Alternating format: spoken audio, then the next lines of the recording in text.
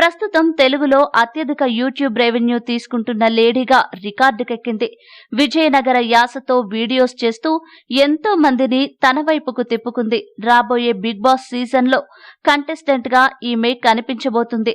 గతంలోనూ 2015